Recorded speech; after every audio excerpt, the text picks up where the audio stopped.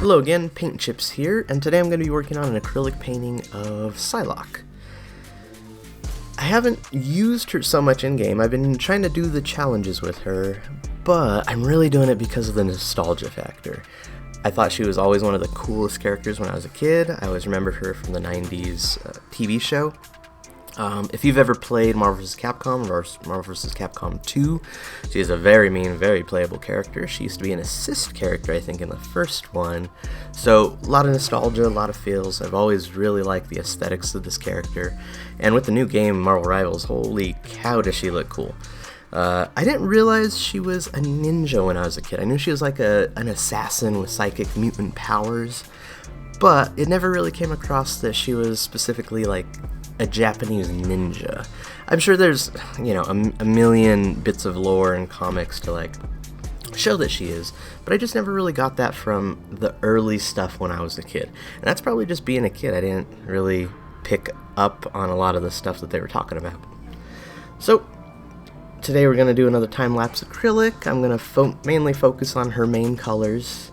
Lots of purples, lots of blues. The background is probably going to reflect the mysticism, the kind of look or feel that she kind of implies. And being a ninja, she has to be staying in the dark and the shadows the whole time, right?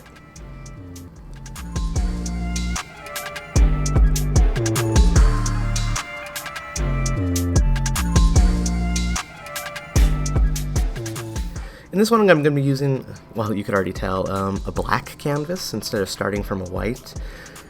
And you could start either way. A lot of times I do start from a white canvas just to give me like a good basis for my pencil work and for my sketch work. But you don't have to. In this case, most of her clothing and background I know are going to be dark already, so I'm just saving myself time by not having to block in all the extra colors. I'd say the one thing that me personally like, if you start with a white canvas, be aware that the canvas is white. And I know that's the dumbest thing you've probably ever heard, but I always feel that a point of a painting is filling absolutely every single little inch of it up. Even if you have things in the painting that are white, I feel you still need to establish some kind of base tone and then work your way up to it. And so the one thing, specifically for me, not for you, is if I have a white canvas, I have to absolutely fill every single tiny little bit of it up. I can't have any specks, I can't have any white lines, I can't have any sections that to me feel incomplete. And so with this one, a black canvas is a really easier way to get there, because I know it's already going to be dark. I'm already taking that part of the painting out of it. I know that it's already going to be filled up because I already did that. I painted it black to start out with.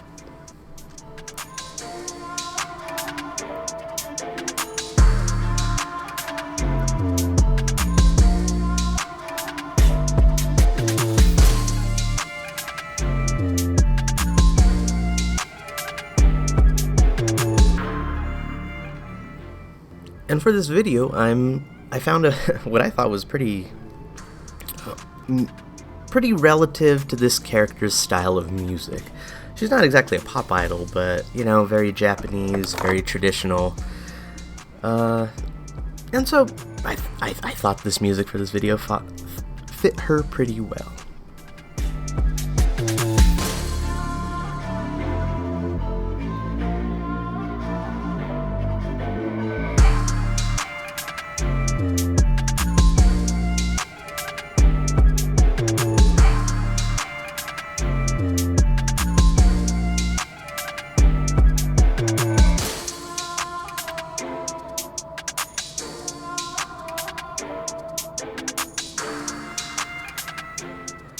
I have a question for you people that might be playing with her in-game. How do you keep her alive? No, seriously, how do you keep her alive? Her health is so low, no healing abilities, and her retreat moves, they work, but they're not like the other ones that just like get you out of there. So if you play as her, how do you keep her alive? Let me know, please. Please.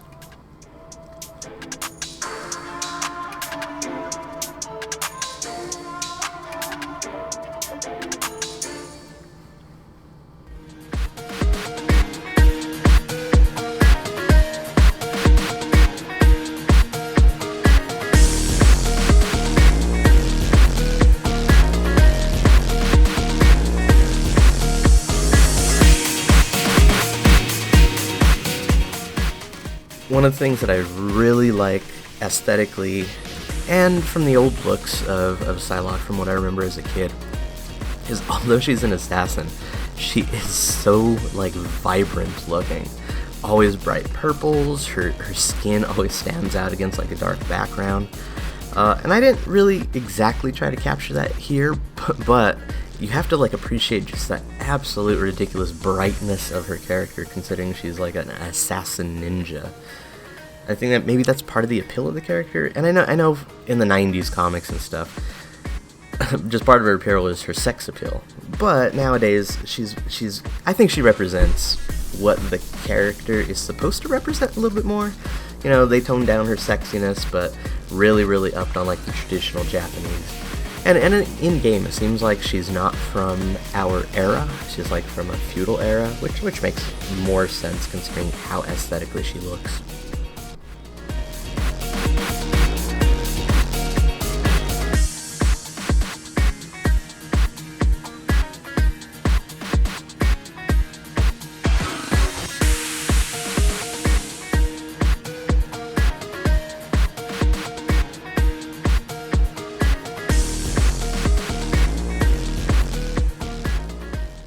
And then maybe you know this, because I don't know this. Is her red scarf like a reference to like the Red Sonja type character, like the traditional Japanese, like sexy killer working in the place trying to get close to the man that nobody else can get to? I feel like that's a direct reference to that type of character.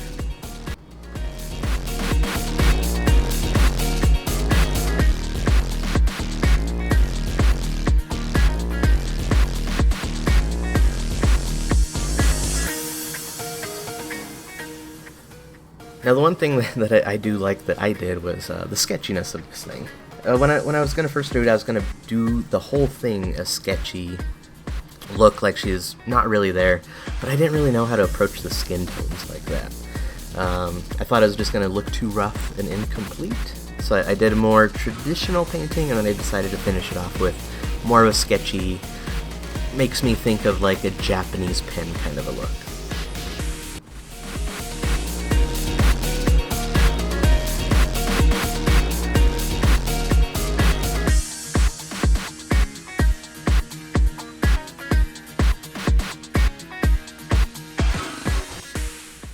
And you know me, I like my details, and no ninja's complete without well-worn and scarred-up gear.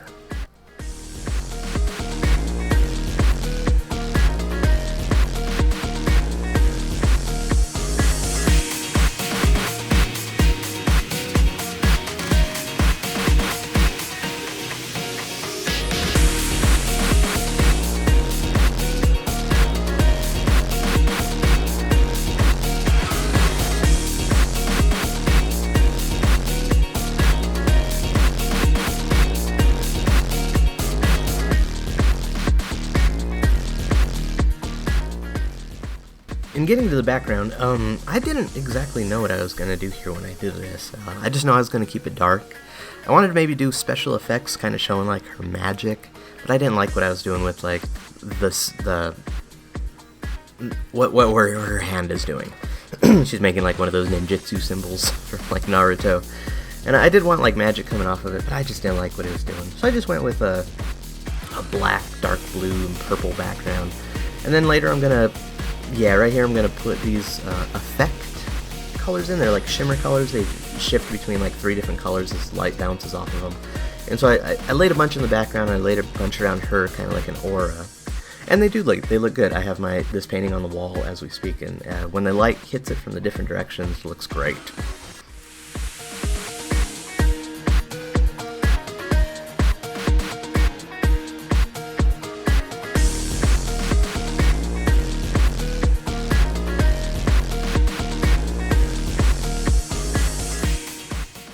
I will say this right here was a mistake though.